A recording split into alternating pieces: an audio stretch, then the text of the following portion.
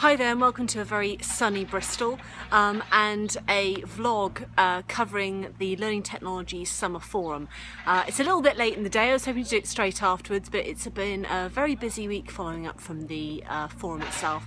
There have been some very interesting themes that I wanted to share with you. The keynote itself at Learning Technologies Summer Forum was really inspirational. I'll admit now that I'm not normally one for kind of icebreakers and those types of learning games. It's not really my bag.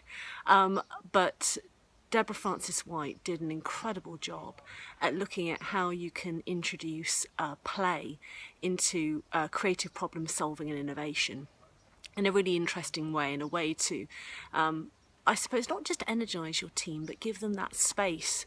And I think space and time to build concepts, and hey, you know, if you can do it in a fun way, then all the better. But space to make those sorts of connections is something that's a very rare commodity these days in organisations. With the pace of change, you know, we hear about the VUCA world at the moment is the strapline that everybody has, you know, for the last few years. But it means that there's a real challenge on finding that space to tackle some of the bigger problems that are probably going to deliver the biggest results, actually. So having that space and time for people to explore, to fail, to learn from it, is something that we know is important but is very rare. But she came up with some fantastic ways in which to spark off creativity and innovation and then start to apply that into learning. And that's a really good segue really into the first conference session that I went into, which was Julian Stodds. Julian, like ourselves at Willow, is a real advocate on communities. He's worked in this space for a number of years, so that sort of KM background, it really hits home with us.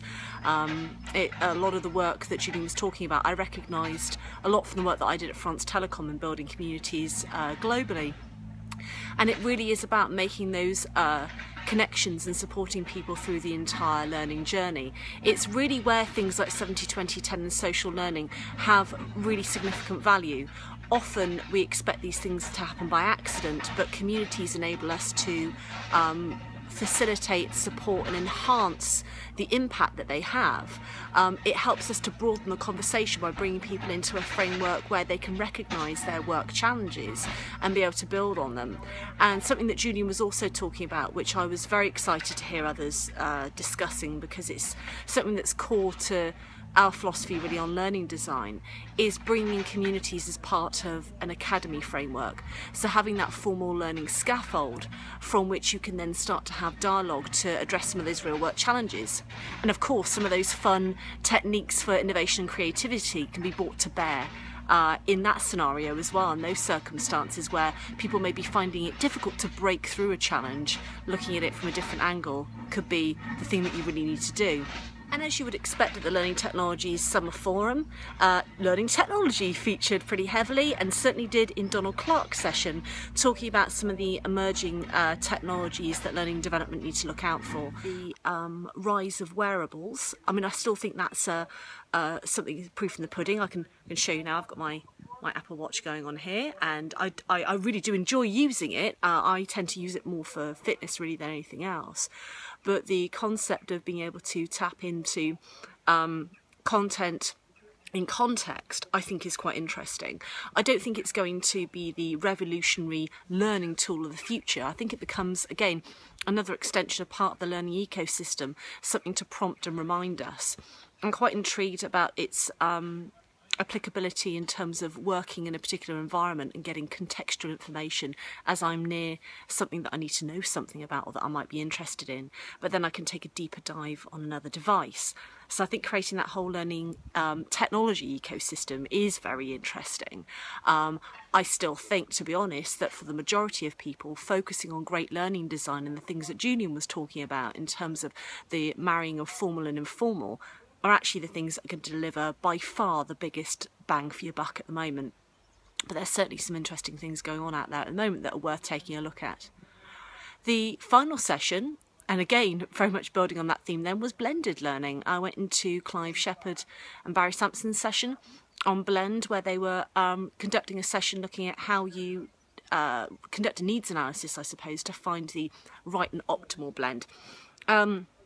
Again, it was something that was very familiar to us because it's a process by which many learning designers will go through with their customers in order to really get under the skin of, I suppose it's not just the learning need here, but it's also getting under the skin of the culture, where you're starting from and where you're going to. And that does actually have a very strong relationship with technology. The solutions that you choose have to be suitable for the environment in which you are deploying those solutions, of course.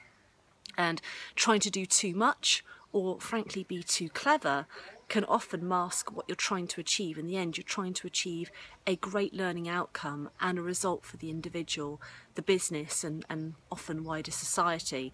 And that can get lost in the gloss of trying to come up with something trendy or fancy. That's not to say that there isn't some fantastically exciting things that you can do out there, and as most of you know, I am a bit of a closet nerd, so, well, in fact, probably not so much of a closet nerd, so I do enjoy exploring new technology and looking at ways in which we can do things in a more engaging manner.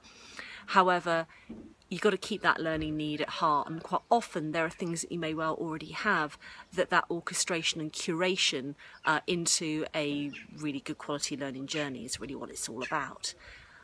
So it was a really good conference, so I really enjoyed it. It was very well attended. It was great to see some old faces, some old friends. Maybe not so much old faces, probably wouldn't like me saying that, would they? But certainly many friends in the learning technologies and knowledge management field. And it was also great to meet some Twitter friends that I never actually met face to face. It is always important, despite being in this online world, having an opportunity to actually grab a cup of coffee together and a proper conversation. So that was fantastic.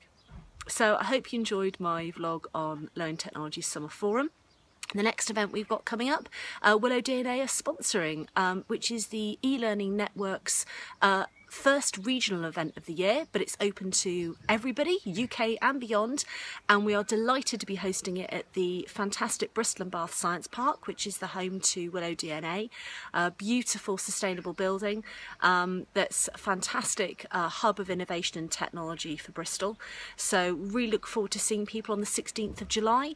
If you're a member of the ELN, you can come along for free. If you're not a member, it's only £29 to join, so get on it and join us at the event. It's going to be a great day. So thanks for watching, and I will see you again soon.